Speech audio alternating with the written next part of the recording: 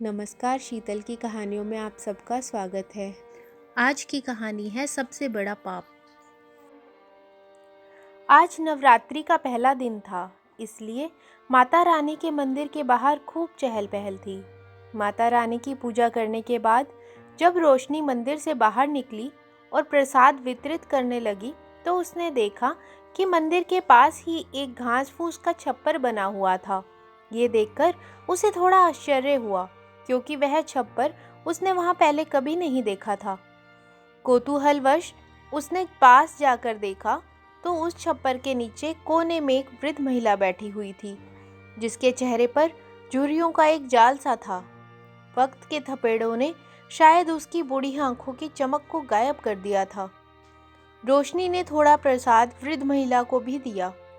उस वृद्ध महिला ने रोशनी को बहुत सारे आशीर्वाद दिए और रोशनी अपने घर लौट आई। वह हर रोज सुबह के समय मंदिर जाया करती थी। एक दिन उसने देखा कि वृद्ध महिला निढाल लेटी हुई थी। उसे ऐसे लगा कि जैसे वह बीमार है। यह सोचकर वह उनके पास गई और पूछने लगी कि मैं हर रोज आपको यहाँ बैठे हुए देखती हूँ, लेकिन आज क्या बात है? आपकी तबीयत ठीक नहीं लग रही। यह लीजिए, थोड़ा सा खाना लाई हूँ, खा लीजिए। ऐसा कहकर रोशनी ने उनकी तरफ भोजन बढ़ाया तो वृद्ध महिला ने अपने कंपकपाते हाथ आगे बढ़ा दिए। जैसे ही रोशनी उन्हें खाना पकड़ाने लगी तो उसने देखा कि उस वृद्ध महिला के हाथ बुखार के कारण तप रहे थे। अरे, यह क्या? आपका तो शरीर बुखार से तप रहा है और कल का खाना भी ज्यों का त्यों धरा है। चलिए, मैं आपको अस्पताल ले जाती हूँ। अरे हाँ, मैंने तो आज तक आपसे आपका नाम भी नहीं पूछा। आप कौन हैं? रोशनी उस वृद्ध महिला से कहने लगी तो वह बेचारी कांपती हुई आवाज में बोली, मेरा नाम सीता देवी है, लेकिन लोग मेरे गंदे कपड़े और शरीर को देखकर मुझे भिखारिन कहते हैं। तुझे जो नाम पसंद हो उसी नाम से मुझे पुकार ले। ठीक है, तो मैं आपको अम्मा कहकर बुलाऊंगी, एक मुस्कुराहट के साथ रोशनी बोली। रोशनी पास ही में किराए के मकान पर पेइंग गेस्ट के तौर पर रह रही थी और इस शहर में वकालत की पढ़ाई कर रही थी।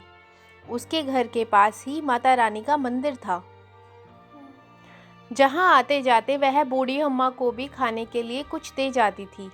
लेकिन ना जाने उस बूढ़ी अम्मा के साथ उसका कैसा रिश्ता जुड़ गया था कि आज अम्मा की ओर देखते ही वह समझ गई कि अम्मा बीमार है।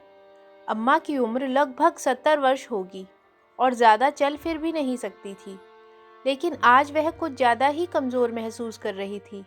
रोशनी ने आज उन्हें निढाल देखा तो उनसे पूछ बैठी कि अम्मा, आप कहाँ से आई हैं? रोशनी बार बार उनसे सवाल कर रही थी, परंतु अम्मा कोई उत्तर नहीं देना चाहती थी। बेचारी ने बड़ी मुश्किल से अपनी आंखें खोलकर उसकी ओर देखा और फिर आंखें बंद कर ली। यह देखकर रोशनी ने कुछ सोचा और फिर अपने घर जाकर अम्मा के लिए बुखार की दवाई लेकर आई और बोली, अम्मा जी, पहले खाना खा लो, फिर यह दवाई खा लेना। देखना, थोड़ी ही देर में आपकी तबीयत ठीक हो जाएगी। बेचारी अम्मा ने बड़ी मुश्किल से रोटी चबाकर खाई। यह देखकर रोशनी सोचने लगी कि मैं भी कितनी बुद्धू हूँ। अगर रोटी की जगह अम्मा के लिए दलिया या खिचड़ी बनाकर ले आती तो शायद अम्मा आराम से खा पाती। रोटी खाना उन्हें बड़ा मुश्किल लग रहा था। जैसे तैसे अम्मा ने रोटी खत्म की तो रोशनी ने उन्हें दवाई दी और फिर अपने घर गई। थोड़ी देर बाद अपने कॉलेज को निकल गई, लेकिन बार बार अम्मा का झुर्रियों भरा चेहरा उसके सामने आ रहा था।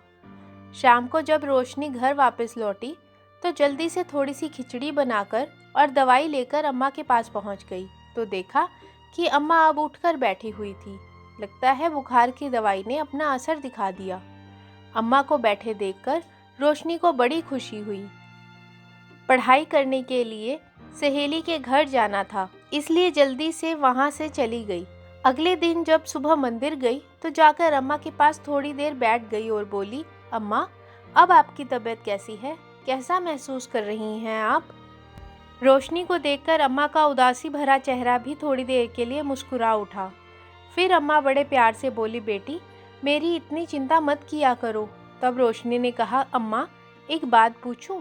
क्या आपका अपना इस दुनिया में कोई नहीं? कोई बेटा या बेटी या फिर कोई रिश्तेदार जिसे आप अपना कह सकें? जो इस उम्र के पड़ाव पर आपका ख्याल रख सके। रोशनी की बातें सुनकर अम्मा के चेहरे पर फिर से गम की लकीरें उभर आई। उनकी आंखें भर आई। पुराने जख्मों को जैसे फिर से किसी ने कुरेद दिया हो। वो कुछ असहज सी हो गई। शायद कुछ बताना नहीं चाहती थी, इसलिए बात टालते हुए बोली, ईश्वर से प्रार्थना करती हूँ कि तुम्हारा जीवन सुखमय हो, तुम सदा सुखी रहो, तुम्हारी लंबी उम्र हो, दुख की परछाई भी तुम्हारे आसपास ना आए। इस पर रोशनी ने कहा, अरे अम्मा, मैंने इतना कुछ नहीं किया जितने आशीर्वाद आपने दे दिए मुझे। लेकिन अम्मा, अभी तक आपने मेरे सवाल का जवाब नहीं दिया। आपका भी तो कोई परिवार होगा ना? यह बात सुनकर अम्मा बोली, हाँ बेटी, मेरा भी भरा पूरा परिवार है, लेकिन इसे किस्मत का खेल समझ लो या भाग्य की विडंबना कि सब कुछ होते हुए भी इस बुढ़िया को दर दर की ठोकरें खानी पड़ रही हैं। जब मेरा विवाह हुआ था तो हमने बड़ी गरीबी में गुजारा किया था। मैंने ससुराल आते ही सारी जिम्मेदारी उठा ली थी। एक पत्नी, बहू, भाभी, सब किरदार बड़े अच्छे से निभाए। कभी किसी को शिकायत का मौका नहीं दिया। सबकी लाडली थी मैं, और अपने ससुराल में आकर ऐसे रच बस गई थी कि जैसे मैं उस घर की बहू नहीं, बेटी हूँ। सास ससुर तो मेरी तारीफ करते नहीं थकते थे।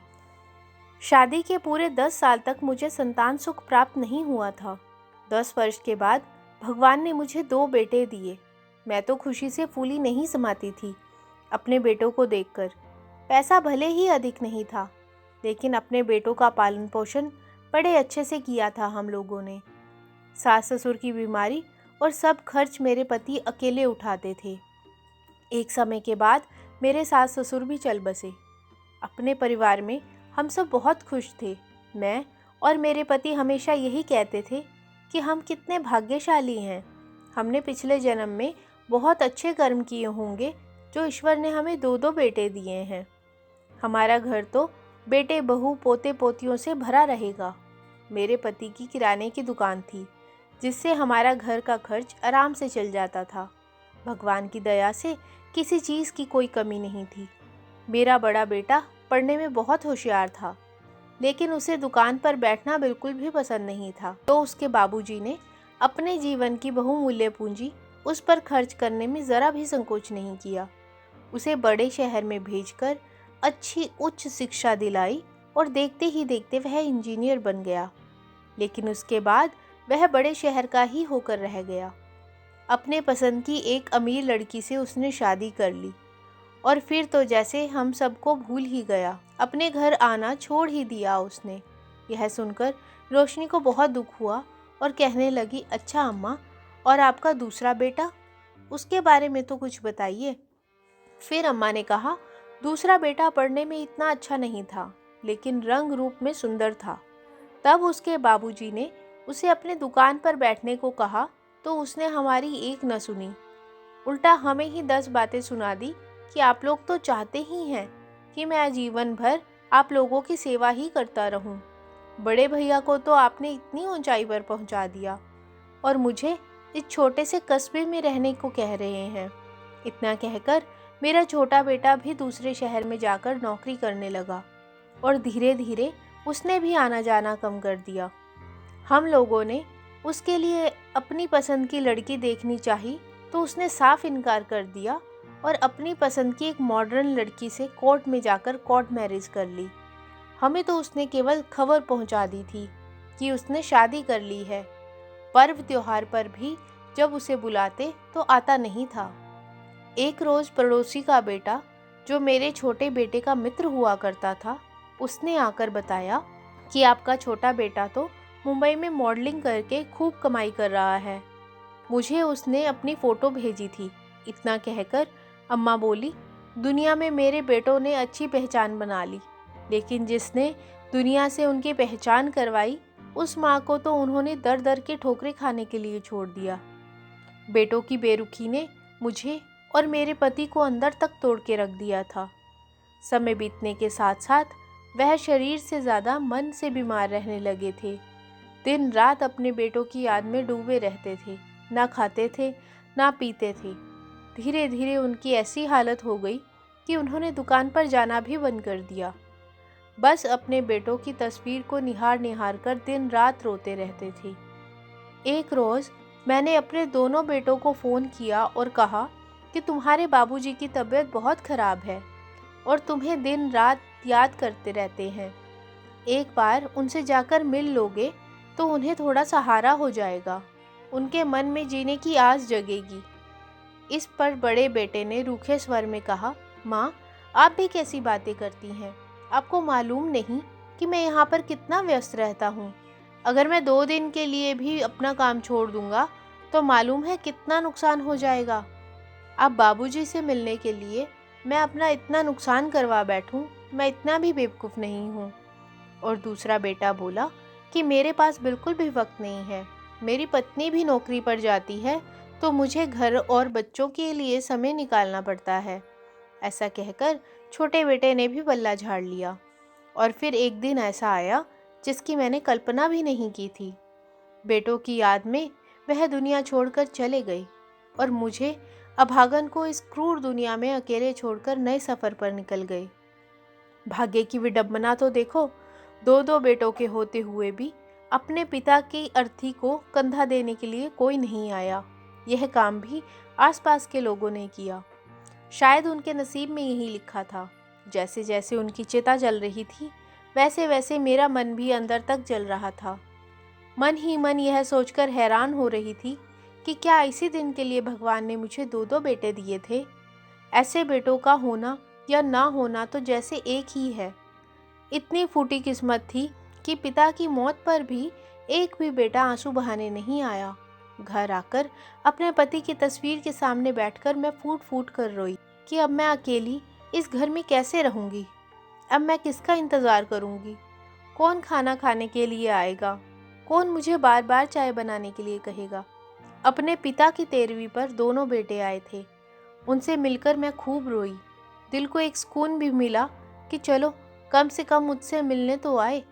लेकिन बाद में पता चला कि उनके आने के पीछे अपनी माँ के प्रति प्रेम नहीं था, बल्कि उसमें भी उनका स्वार्थ छुपा था। 13वीं के अगले ही दिन मेरा बड़ा बेटा मुझसे बोला, माँ, मैं अपना मकान बनवाना चाहता हूँ, इसलिए मुझे पैसे चाहिए। और उसी समय छोटा बेटा भी पास आया और बोला, मुझे भी अपना एक बिजनेस शुरू करना है जिसके लिए मुझे पैसों की ज़रूरत है। ऐसा कहकर दोनों ने बैंक में रखे पैसे निकलवा लिए, लेकिन उससे भी उन्हें शांति नहीं मिली तो मकान को भी जमींदार के पास गिरवी रखवाकर लाखों का कर्जा ले लिया और सारा पैसा 2 हिस्सों में बांटकर अपना अपना हिस्सा लेकर चलते बने। यह बूढ़ी माँ उस कर्ज का ब्याज कहाँ से चुकाएगी, इतना तक भी नहीं सोचा। जिन बेटों के लिए हमने अपना सारा जीवन लगा दिया, जिंदगी भर की पूंजी लगाकर उन्हें समाज में सम्मान से जीने के काबिल बनाया, क्या कुछ नहीं किया था उनके लिए? आज उनके मन में और उनके घर में अपनी माँ के लिए ही जगह नहीं थी। इतना कहकर अम्मा रोने लगी और फिर बोली कि मेरा पूरा पूरा दिन रोते रोते ही गुजर जाता था। पति के गम में तो मेरा खाना पीना भी छूट गया, जिस कारण शरीर में जान ही ना बची। दोबारा कभी ना तो बेटों का फ़ोन आया, ना वह खुद आए। फिर एक दिन जमींदार ने मुझसे पूछा कि ना तो तुम मुझे ब्याज चुका रही हो और ना ही कर्ज लौटा रही हो। उसने मुझे 1 महीने की मोहलत दी कि या तो मैं उसका पैसा लौटा दूं, नहीं तो वह मकान पर कब्जा कर लेगा और मकान की नीलामी से अपना कर्ज वसूल कर लेगा। चिंता के कारण मेरी हालत बद से बदतर हो गई। लाचार और बेबस होकर मैंने फिर से अपने बेटों को फ़ोन किया और उन्हें जमींदार की किस्त चुकाने के लिए कहा, लेकिन दोनों बेटों ने ही साफ साफ कह दिया कि उनके पास मकान की किस्त चुकाने के लिए पैसे नहीं हैं। दोनों ने ही अपना अपना पल्ला झाड़ लिया। लेकिन मैंने खुद को टूटने नहीं दिया। हिम्मत जुटाई और लोगों के घर काम धंधे करके जैसे तैसे मैंने थोड़ा बहुत पैसा जोड़ा। लेकिन वह पैसा इतना नहीं था कि जमींदार की 1 महीने की भी किस्त जा सके। 1 महीना बीत जाने पर जमींदार ने मेरे बेटों को फ़ोन करके बुला लिया। दोनों बेटों ने मुझसे ज़बरदस्ती मकान के कागज़ों पर अंगूठे लगवा लिए और मेरे घर को मेरी मर्ज़ी के बिना बेच दिया। मकान बेचकर उन्होंने ज़मींदार का पैसा और ब्याज लौटा दिया और बाकी का पैसा आपस में बांट लिया। अपना अपना हिस्सा लेकर दोनों बेटे जब निकलने लगे तब भी उन्हें अपनी अकेली बूढ़ी माँ का ख्याल ना आया। मैं उनके सामने रोई, गिड़गिड़ाई कि मुझे दर दर की ठोकरी खाने के लिए अकेले छोड़कर ना जाएं। मैं कहाँ रहूँगी, क्या खाऊँगी, कैसे अपना गुजारा करूँगी। लेकिन दोनों में से किसी ने भी मेरी एक न सुनी और मुझे बेसहारा करके चले गए। अपने मकान के बाहर मैं पूरा एक दिन बेसुध हालत में पड़ी रही। पड़ोसियों ने मेरी हालत पर तरस खाकर मुझे सरकारी अस्पताल में एडमिट करवाया। कई दिन अस्पताल में ज़िंदगी और मौत के बीच झूलती रही, लेकिन दोनों बेटों में से किसी ने भी माँ को सहारा देने की ज़रूरत महसूस नहीं की। किसी तरह भगवान ने मुझे बचा लिया। लेकिन जिस दिन मैं अस्पताल से ठीक होकर निकली, उस दिन मैं बेघर हो चुकी थी। एक पोटली में अपने पति की तस्वीर और कुछ कपड़े लेकर भटक रही थी। भटकते भटकते तुम्हारे इस शहर में आ गई। एक दिन जब थकी हारी मैं इस रास्ते से गुजर रही थी तो मुझे मंदिर दिखाई दिया। मैंने देखा कि मंदिर के बाहर कुछ लोग खाना बांट रहे हैं। मुझे बहुत भूख लगी थी, इसलिए मैं भी यहीं आकर बैठ गई। अम्मा की कहानी सुनते सुनते रोशनी की आंखें आंसुओं से भर आई। वह बस टकटकी ही लगाए अम्मा की ओर देखती जा रही थी। तब अम्मा बोली, सुबह शाम लोग यहाँ पूजा करने के लिए आते हैं तो मुझे कुछ दे जाते हैं। एक तरफ तो मेरे निर्दयी बच्चे हैं जिन्होंने अपनी माँ को बेसहारा कर दिया, तो दूसरी तरफ तुम जैसे लोग जो दूसरों के दर्द में भी शामिल हो जाते हैं। तभी रोशनी बोली, अम्मा, नवरात्रि के दिनों में सभी लोग माता के मंदिर की पूजा करने के लिए आते हैं, लेकिन घर बैठे अपने माता पिता को पानी तक नहीं पूछते। अगर घर बैठे माँ का ही ख्याल रख लें, उनकी इज्जत कर लें, तो मंदिर में बैठी माँ तो वैसे ही खुश हो जाएगी।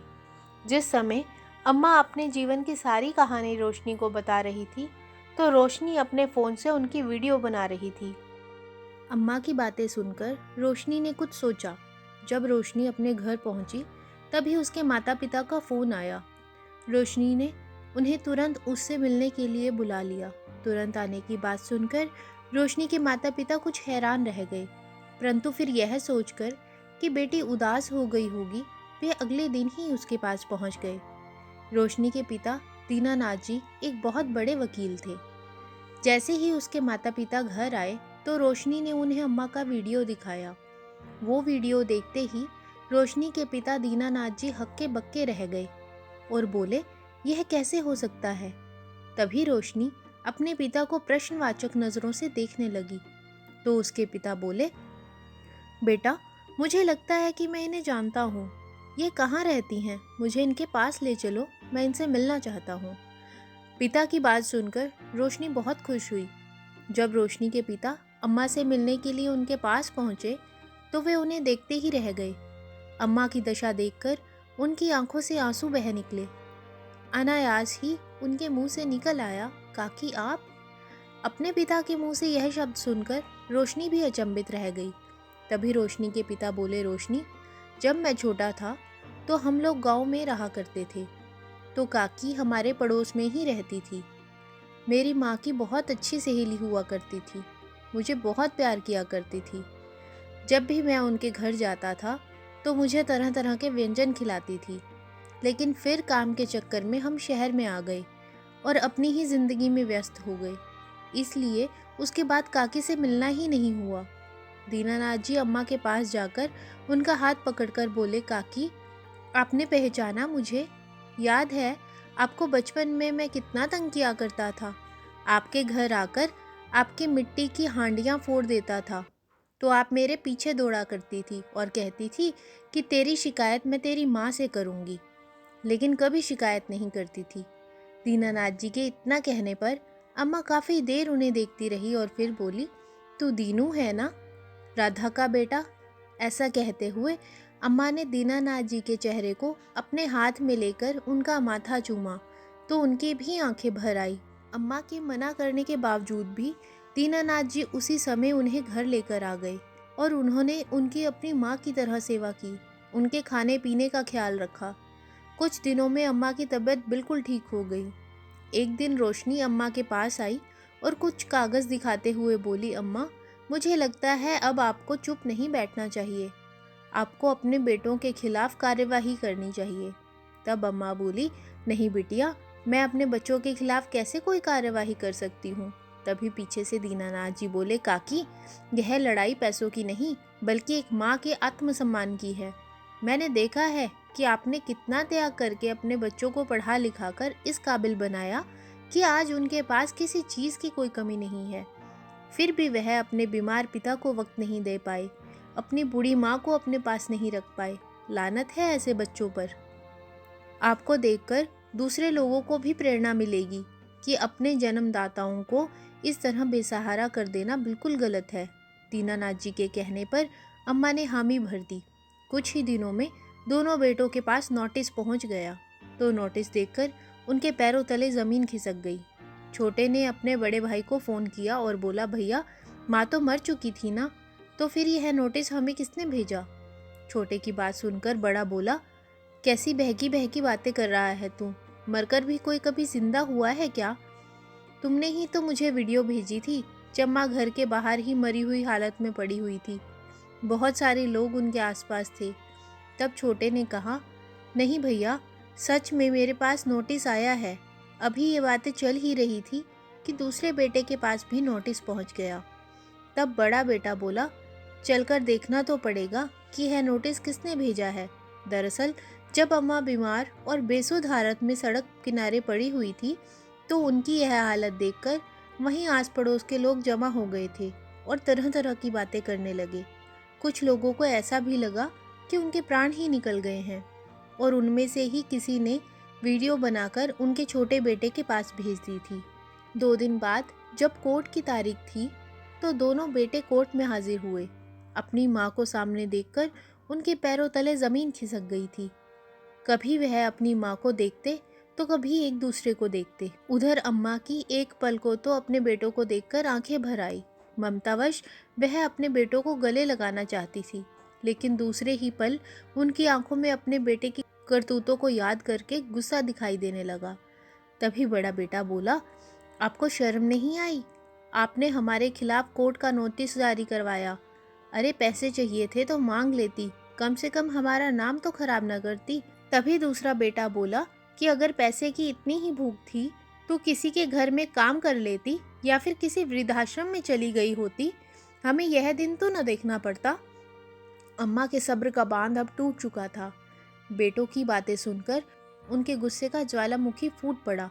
अच्छा, तुम्हारी इज्जत तब कहाँ गई थी जब मैं तुम्हारे आगे रो रही थी, गिड़गिड़ा रही थी? तब तुम्हारी इज्जत कहाँ गई थी जब मैं सड़क पर दर दर की ठोकरें खा रही थी? क्या तब तुम्हारी इज्जत में 4 चांद लग गए थे जब तुम्हारे पिता की अर्थी को भी पड़ोसियों ने कंधा दिया था? अरे अपने पिता को मुखाग्नि देने का फर्ज तक अदा ना किया गया तुम दोनों से। अपने अपने क्षेत्र में तो तुमने बहुत तरक्कियां कर ली और नाम कमाया, लेकिन वह तरक्की किस काम की जो बेटों को अपने माँ बाप से इतना दूर ले जाए कि उन्हें माँ बाप का दुख और दर्द और आंसू नज़र तक ना आए। अरे शर्म करो, ऐसी औलाद होने से तो औलाद ना होना अच्छा है। तुम्हारे कर्मों की सज़ा तुम लोगों को आज नहीं तो कल ज़रूर मिलेगी। अपनी माँ की यह बातें सुनकर दोनों बेटे अवाक खड़े रह गए। उसी समय जज साहब ने दोनों बेटों को अंदर बुलाया। रोशनी भी अम्मा को लेकर अंदर गई।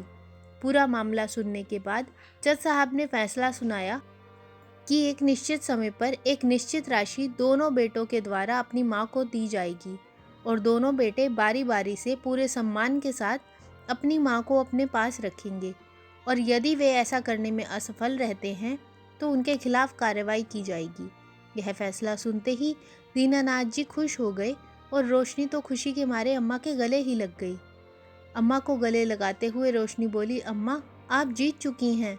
अब से आपको वह सब मिलेगा जिसकी आप हकदार हैं।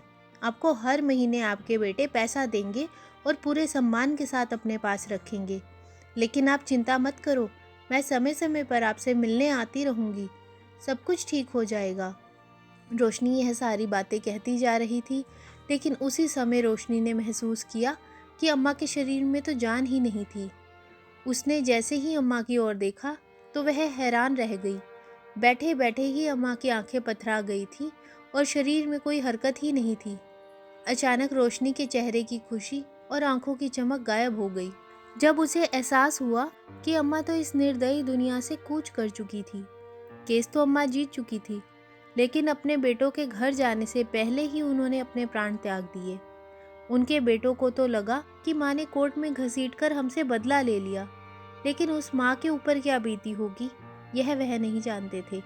शायद अम्मा अपने बच्चों की एक झलक पाने के लिए ही जिंदा थी, जो अपने अंतिम समय में बस अपने बच्चों को ही देखना चाहती थी। उन्होंने कभी नहीं सोचा होगा कि उन्हें ऐसा भी दिन देखना पड़ेगा और अपने बच्चों पर ही केस करना पड़ेगा। अपने बेटों का व्यवहार वह सहन नहीं कर पाई और अंत में इस निर्दयी दुनिया को छोड़कर चली गई। यह बात जब उनके बेटों को पता चली तो वह दौड़े दौड़े उनके पास आए और अपनी माँ को पुकारते हुए आंसू बहाने लगे। एक टक अपनी माँ को देखते जा रहे थे, लेकिन जैसे ही उन्होंने अपनी माँ को छूना चाहा तो रोशनी ने उन्हें रोक दिया और चिल्लाकर बोली, मैं तुम जैसे निर्दयी और पापी लोगों को अपनी अम्मा को छूने नहीं दूंगी। तुम लोग इस लायक ही नहीं हो कि इस देवी का अंतिम संस्कार कर सको। अम्मा के पार्थिव शरीर को रोशनी और उसके पिता अपने घर लेकर गए। अम्मा की मृत्यु पर रोशनी बहुत रोई और रोशनी के पिता ने उनका अंतिम संस्कार किया। आज लोग खुद में इतने व्यस्त हैं कि अपने बुजुर्ग माता पिता के साथ गलत व्यवहार करते हैं। वे ये नहीं जानते कि उन्हें भी इस उम्र का सामना करना पड़ेगा। जिन माँ बाप ने हमें जन्म दिया, हमारे लिए जाने कितना कुछ किया, खुद भूखे रहे पर हमें खिलाया, हमारी रक्षा के लिए ना जाने कितने जप तप किए, आज वही माँ बाप हमारे कारण दुखी हैं, परेशान हैं। यह सबसे बड़ा पाप है। हम अपने जीवन में कितने भी धर्म कर्म कर लें, पर यदि अपने माता पिता की अवहेलना कर रहे हैं तो हमारे सारे धर्म कर्म व्यर्थ हैं। आज की कहानी आपको अच्छी लगी हो तो कमेंट बॉक्स में ज़रूर बताइएगा। वीडियो को लाइक, शेयर और चैनल को सब्सक्राइब करना मत भूलिएगा। धन्यवाद।